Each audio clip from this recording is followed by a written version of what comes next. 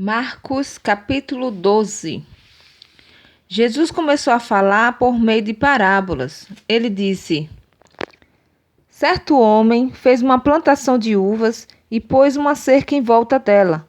Construiu um tanque para pisar as uvas e fazer vinho e construiu uma torre para o vigia. Em seguida, arrendou a plantação para alguns lavradores e foi viajar. Quando chegou o tempo da colheita, o dono enviou um empregado para receber a sua parte. Mas os lavradores agarraram o empregado, bateram nele e o mandaram de volta sem nada. O dono mandou mais um empregado, mas eles bateram na cabeça dele e o trataram de um modo vergonhoso. E ainda outro foi mandado para lá, mas os lavradores o mataram. E o mesmo aconteceu com muito mais. Uns foram surrados, outros foram mortos.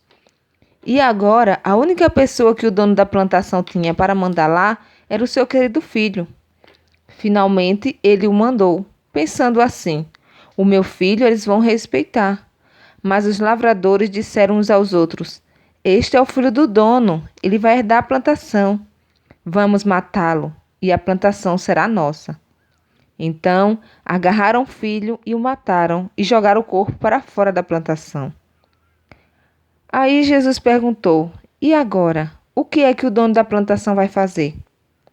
Ele virá, matará aqueles homens e entregará a plantação a outros lavradores?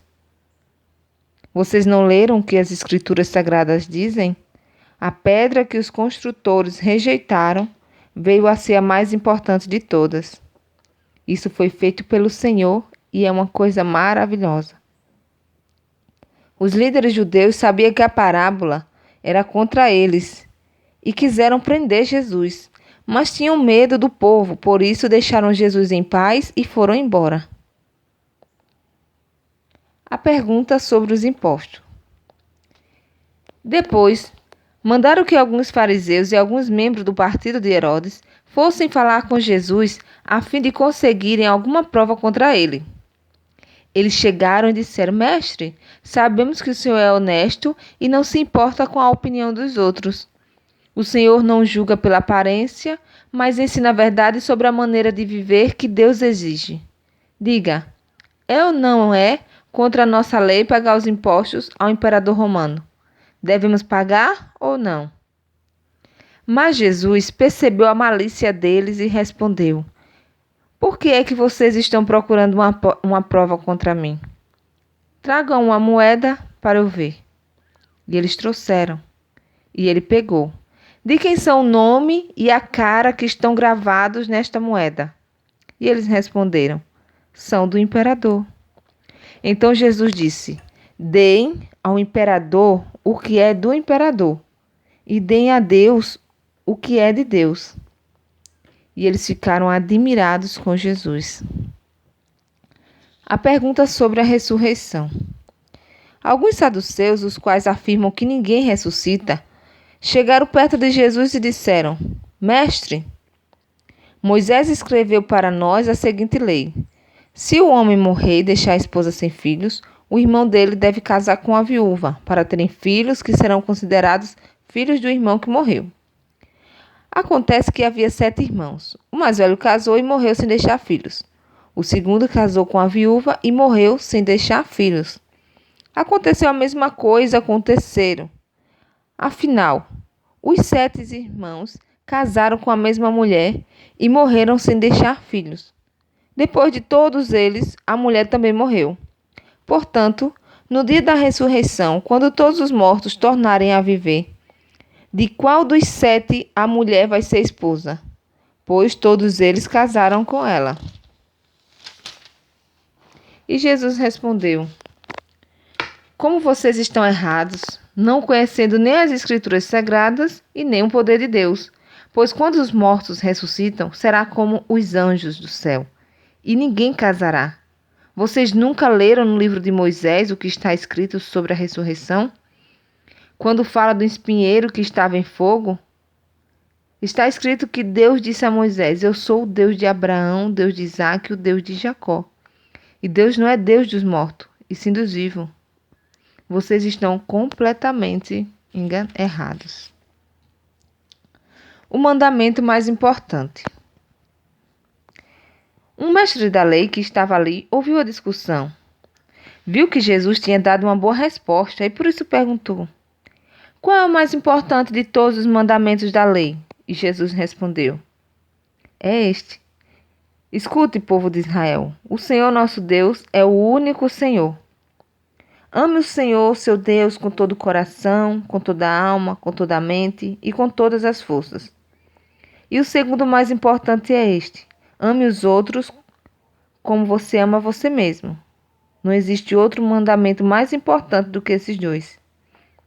Então, o mestre da lei disse a Jesus: muito bem, mestre. O Senhor disse a verdade. Ele é o único Deus e não existe outro além dele. Devemos amar a Deus com todo o nosso coração, com toda a nossa mente e com todas as nossas forças. E também devemos amar os outros como amamos nós mesmos. Pois é melhor obedecer a estes dois mandamentos do que trazer animais para serem queimados no altar e oferecer outros sacrifícios a Deus. Jesus viu que o mestre da lei tinha respondido com sabedoria e disse: você não está longe do reino de Deus. Depois disso, ninguém tinha coragem de fazer mais perguntas a Jesus.